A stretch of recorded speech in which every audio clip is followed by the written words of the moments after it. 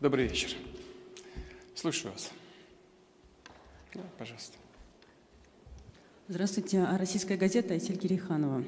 Владимир Владимирович, вчера вы принимали участие в совещании по взаимодействию и мерам доверия в Азии. И вчера же было объявлено о создании новой международной организации. Как вы оцениваете эти планы и зачем это нужно? Ну, мы задавались этим вопросом еще тогда, когда эта организация создавалась, по-моему, 30 лет уже. Ну, и казалось, что достаточно всяких других инструментов для того, чтобы сверять часы по вопросам обеспечения безопасности. Но сегодня выясняется, что это не так. И вот эти дополнительные инструменты, тем более для азиатского региона, они нужны, и нужно их совершенствовать. В свое время инициатором, автором создания этой структуры был первый президент Казахстана Нурсултан Абишевич Назарбаев. И, видите, он уже не работает в этом качестве, сама структура живет. И сейчас вот Казахстан предложил создать на ее базе организацию. Напомню, что и ОБСЕ складывалось именно таким же образом. Сначала это был просто форум для обсуждения вопросов безопасности в Европе, а потом она превратилась в организацию. Я думаю, что это востребовано, имея в виду, что не только на европейском континенте много угроз, но и в азиатском. Я сейчас не буду все перечислять, вы наверняка об этом все знаете. Поэтому, на мой взгляд, это востребовано, своевременно, и все участники поддержали. Да, пожалуйста. Здравствуйте, Алексей Лазаренко, Лиц-Известия. Буквально только что закончился первый форум «Россия-Центральная Азия». Вот с вашей точки зрения, Россия по-прежнему интересна странам Центральной Азии? Так сейчас еще больше, мне кажется. Ну, конечно, объемы торговли-то растут, причем растут гораздо большими темпами, чем в предыдущие годы. По понятным причинам, наверное, объяснять не нужно. Мы развиваем новые логистические цепочки, которые в значительной степени проходят по этому региону. Страны региона в этом заинтересованы. Наконец, возникают новые возможности с точки зрения кооперации, с точки зрения развития собственных компетенций. Ну, вот некоторые еще давно ушедшие в небытие предприятия. Сейчас мы смотрим, как их реанимировать, и мы можем сделать это на совершенно новой технологической базе, и можно сделать это в том числе в странах Центральной Азии. И для нас интересно, и для наших партнеров. Вот это первая часть. А вторая заключается в том, как это организовать, как нам организовать, допустим, работу в финансовой сфере, эти услуги, переход на национальные валюты, в каких объемах, что сделать. Значит, как организовать систему передачи финансовой информации. Вот здесь много конкретных совершенно вопросов, в решении которых наши партнеры в Средней Азии точно заинтересованы. Ну, я уже не говорю о вопросах, связанных с безопасностью, с борьбой с терроризмом, например, с той же ситуацией в Афганистане.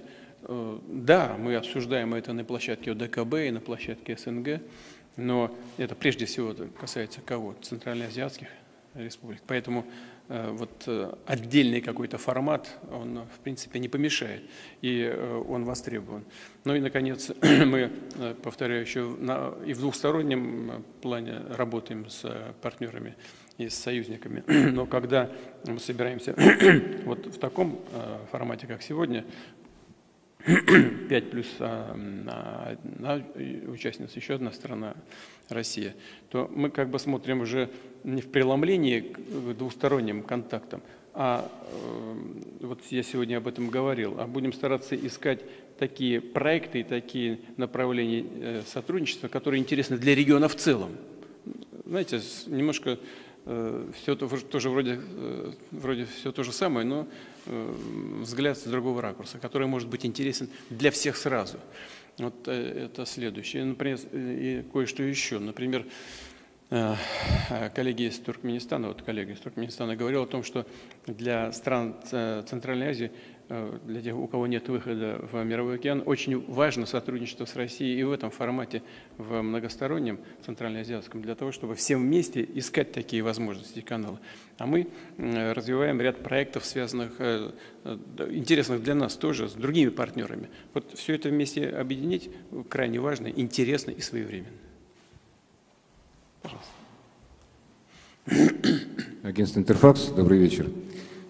Не секрет, что некоторые государства на постсоветском пространстве испытывают настороженность в связи с событиями на Украине.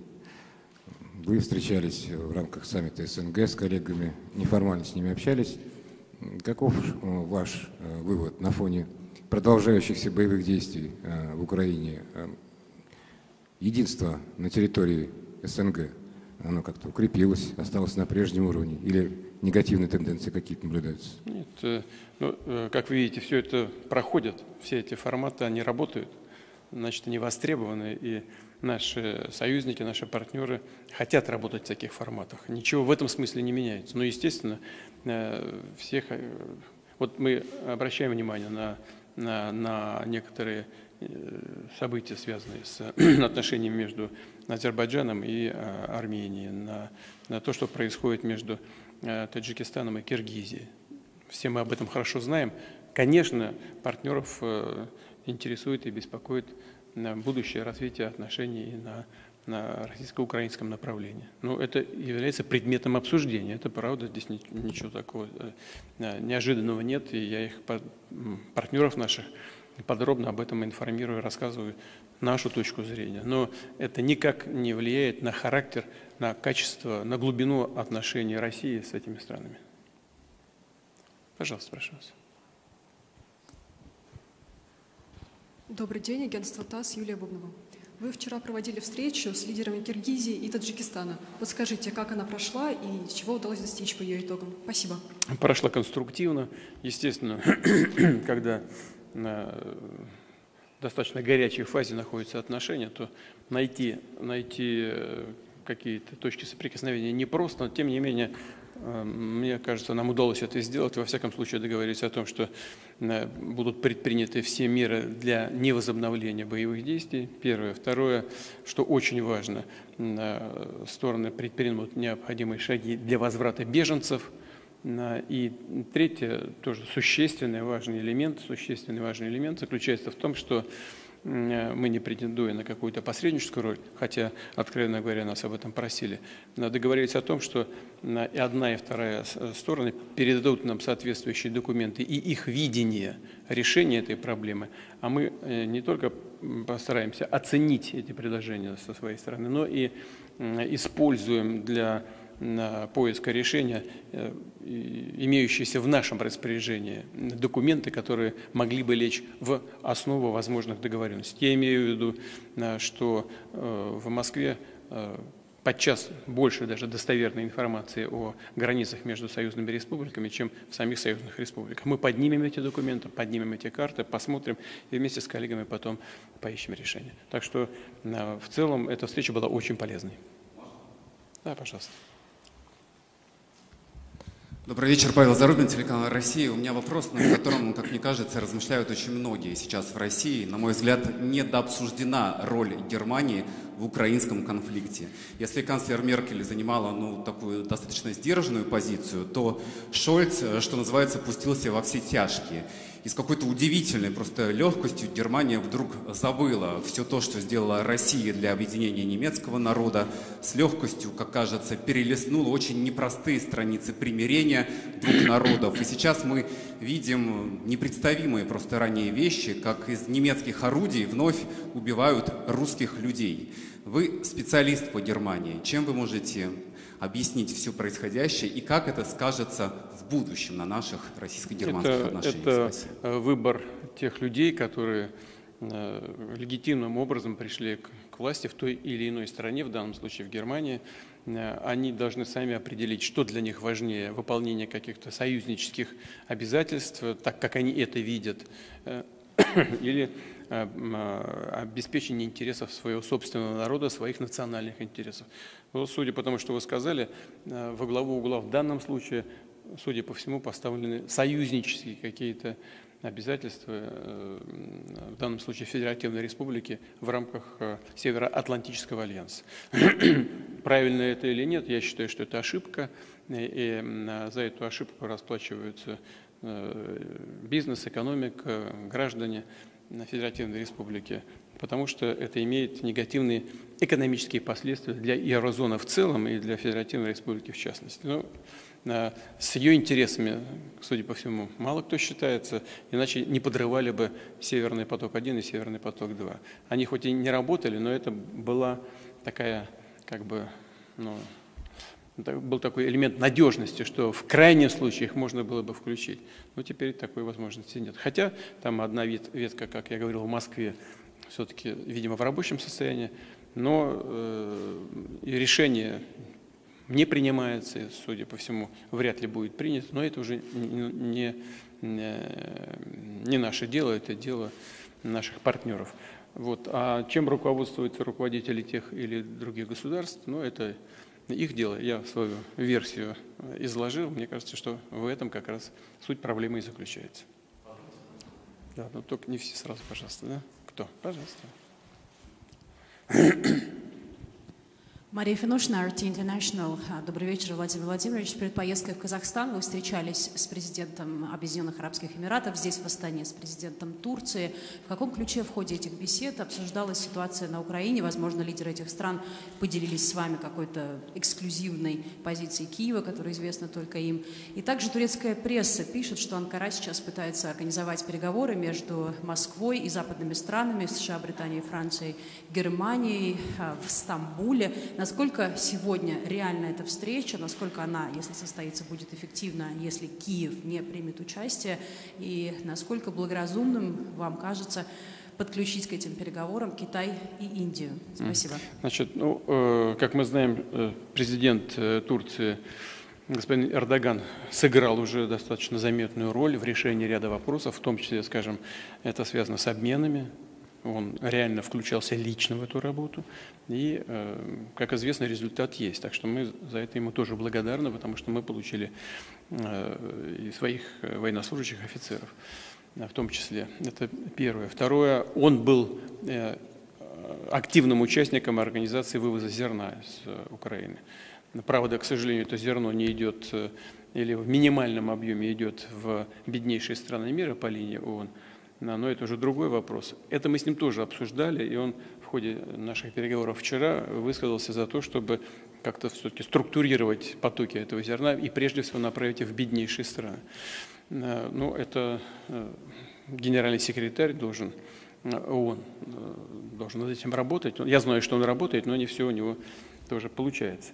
Значит, Объединенные Арабские Эмираты, конечно, тоже готовы к посреднической роли, и надо сказать, что президент Объединенных Арабских Эмиратов, он занимается этим, в том числе и занимается вопросами гуманитарного характера, обменами и так далее, и не безуспешно, за что мы ему тоже благодарны. Индия и Китай всегда говорят о необходимости наладить диалог и решать все мирным путем. Мы знаем их позицию. Это наши близкие союзники, партнеры.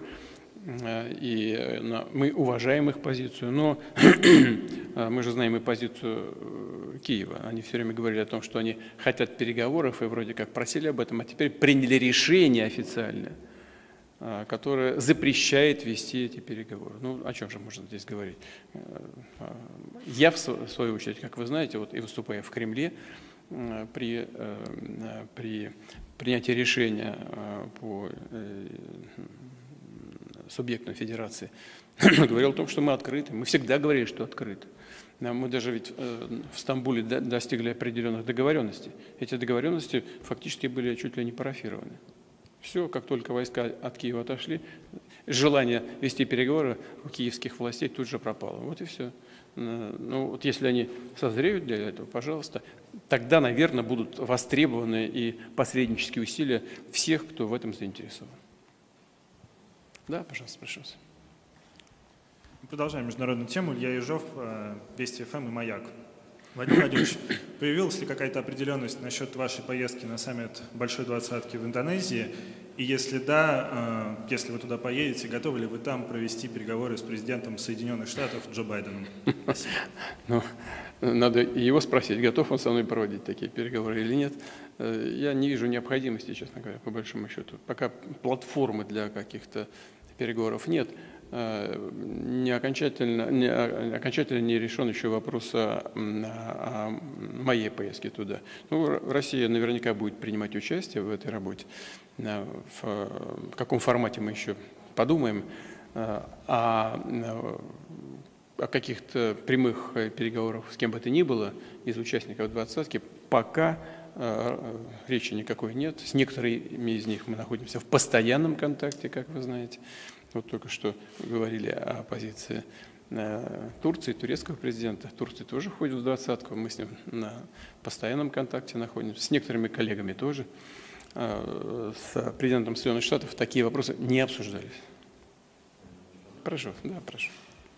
Добрый день, Константин Панюшкин, Первый канал.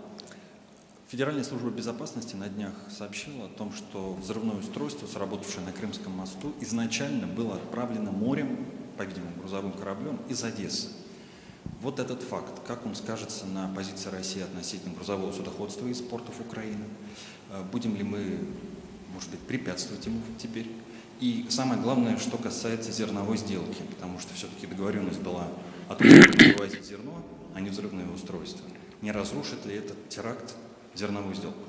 Федеральная служба безопасности констатировала, что, скорее всего, этот так называемый груз, точнее сказать, взрывчатка, взрывчатое вещество были отправлены морем из Одессы, но точно не установлено,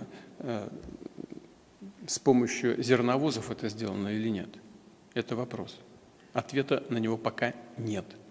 Но если гуманитарные коридоры для поставки зерна в беднейшие страны, хотя оно туда и не идет, но под этим предлогом была организована эта работа, выяснится, что гуманитарные коридоры используются для совершения террористических актов, то, конечно, это поставит под большой вопрос дальнейшее функционирование этого коридора. Но пока таких данных у нас нет. Что? Пожалуйста, микрофон. Возможный ответ России прорабатывается? Ну, знаете что, ответ-то простой, закроем просто дело с концом. Но надо сначала это установить достоверно. Такой информации нет. Да, пожалуйста. Здравствуйте, Владимир Владимирович. Александр Юношев, Лайф. На днях в Москве оштрафовали мужчину за то, что он слушал украинскую музыку. Но это, как кажется, явный перебор, потому что так скоро и фильм «В бой идут одни старики» можно запретить, там есть украинские мотивы, и Гоголя. Ведь если фашисты слушают народные песни, сами песни от этого фашистскими не становятся, как считаете? И как вообще стоит относиться к украинской культуре сейчас? Я думаю, что мы все время возмущаемся попытками закрыть русскую культуру, отменить ее. Это полный бред, чушь. Как один из наших музыкантов сказал, дураки какие-то. Значит, но мы не должны так, вести себя таким же образом. Значит, первое. Второе. Украинский язык относится к числу государственных в Крыму, в одном из субъектов Российской Федерации. В Крыму украинский государственный язык, наряду с крымско-татарским, и русским. Поэтому само по себе это неправомерно. Третье. У нас в России, по-моему, где-то около 3 миллионов граждан Российской Федерации, проживающих постоянно у нас, украинцы. Ну как же мы можем запретить их язык и культуру? Да у нас и в голове такого нет. Поэтому я понимаю, с чем это связано. Это эмоциональные, на фоне сегодняшних эмоций все происходит.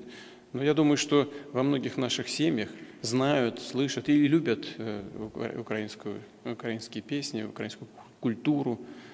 Еще в Советском Союзе были очень популярными хиты на украинском языке.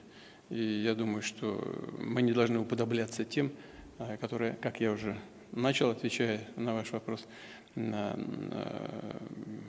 отменяют какую бы то ни было культуру. Культура здесь вообще ни при чем. Если если сегодняшнее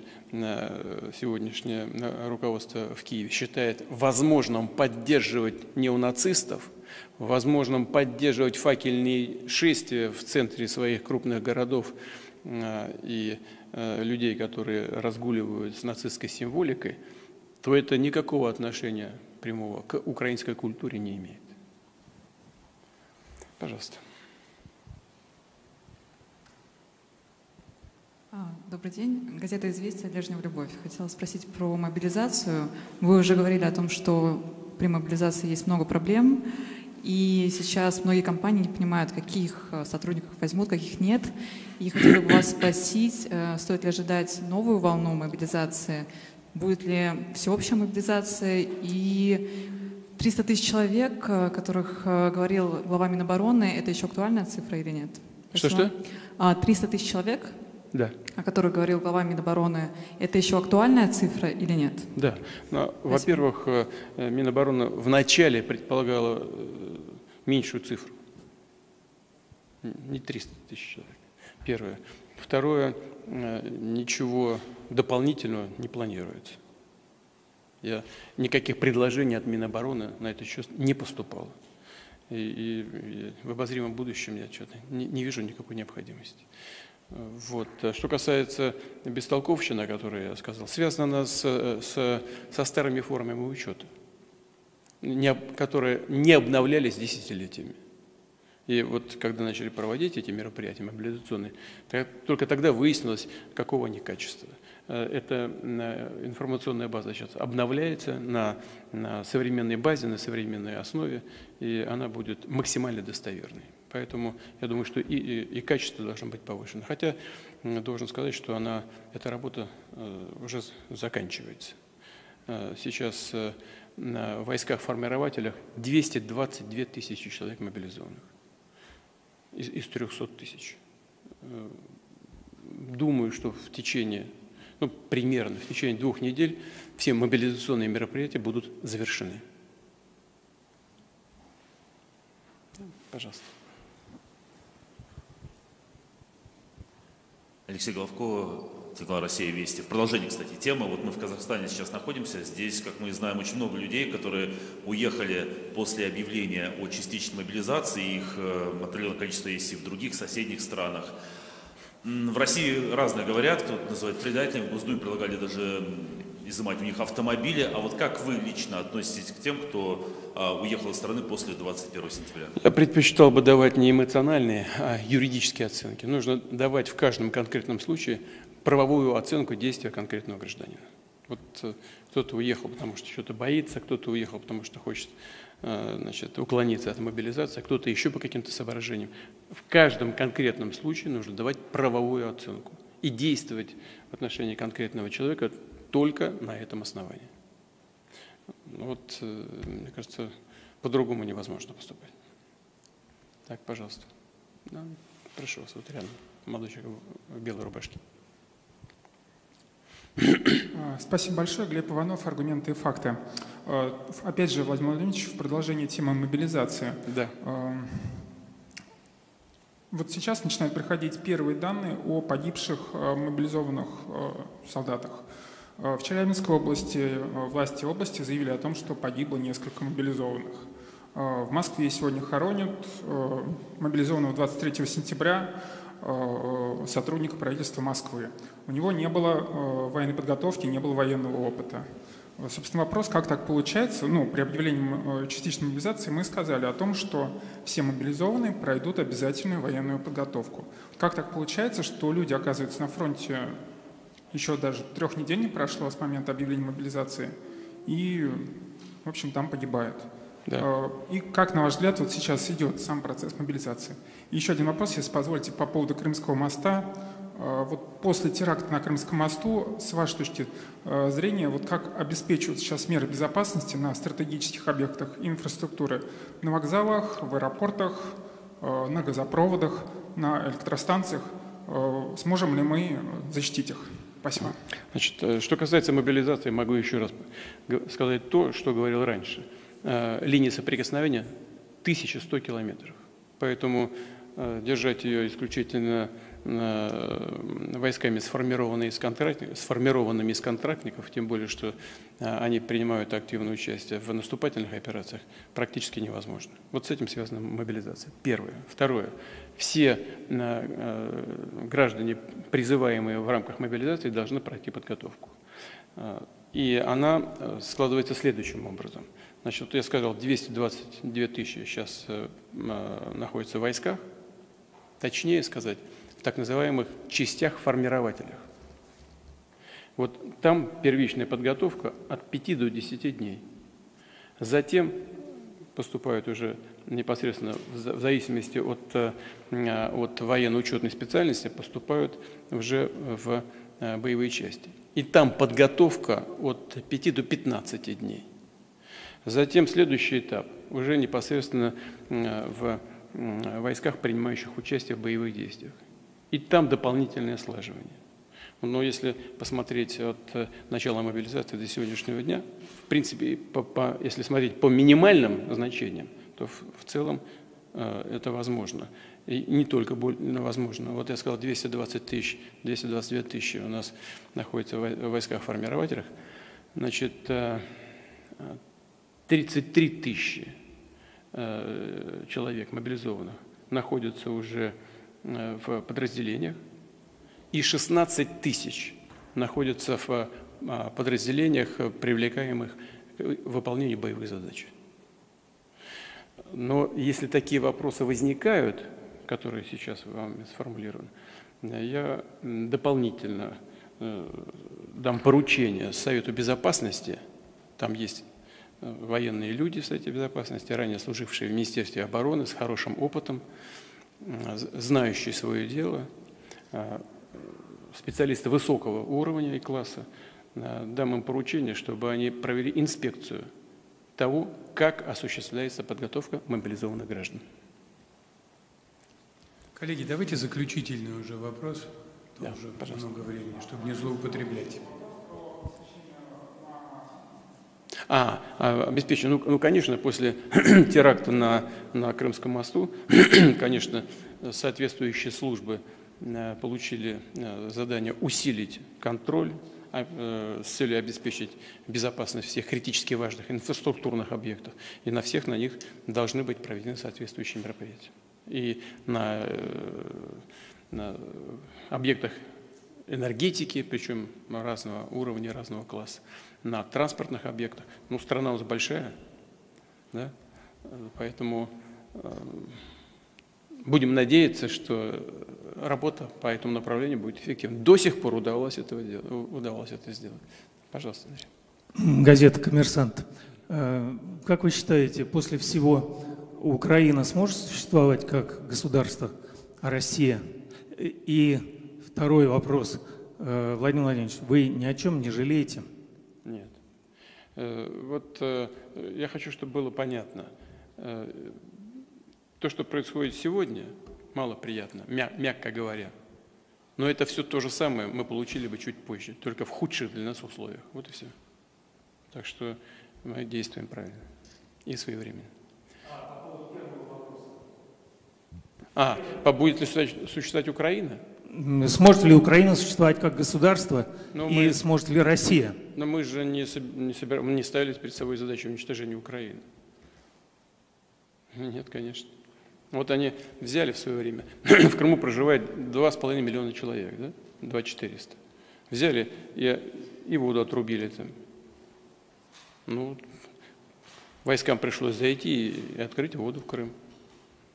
Вот как просто пример логики наших действий.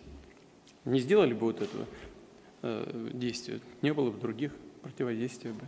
Вот мост взорвали, теперь нам нужно 10 раз подумать. Обеспечение сообщения с Крымом по территории, насколько важно это для Российской Федерации? Знаете, вот. Да. Были нанесены в начале недели массированные удары Украины. Да. Оцениваете их эффективность? Как вы оцениваете их эффективность и какова вероятность, что именно такие массированные удары еще придется наносить? Ну, сейчас нет необходимости массированных ударов. Сейчас другие задачи стоят, потому что из, по-моему, 29 объектов, там 7 значит, не было поражено так, как это планировало Министерство обороны. Но они их добирают, эти объекты, постепенно. И нет необходимости в массированных ударах. Но во всяком случае сейчас, пока. Ну а там видно будет. Спасибо большое. Все? Спасибо. Ну что, давайте. Завершающий. Давайте завершающий. Да, спасибо большое, Сергей Дианов, РИА Новости. В НАТО прямо говорят о том, что поражение Украины станет поражением для Альянса. Как вы считаете, возможно ли, что НАТО введет войска на территорию Украины в случае, если положение дел на поле боя для Киева станет катастрофическим? Вы знаете, ведь это вопрос понятий, вопрос юридической техники. Что такое поражение Украины? Каждый может понимать это по-разному. Вот то, что Крым стал субъектом Российской Федерации в 2014 году, это поражение или что? Что это такое? Вот надо понять, что это такое. Но в любом случае введение каких-то войск в прямое соприкосновение, в прямое столкновение с российской армией, это очень опасный шаг, который может привести к глобальной катастрофе. Надеюсь, что ума-разума у тех, кто говорит об этом, хватит для того, чтобы подобных опасных шагов не предпринимать. Спасибо большое. Всего хорошего.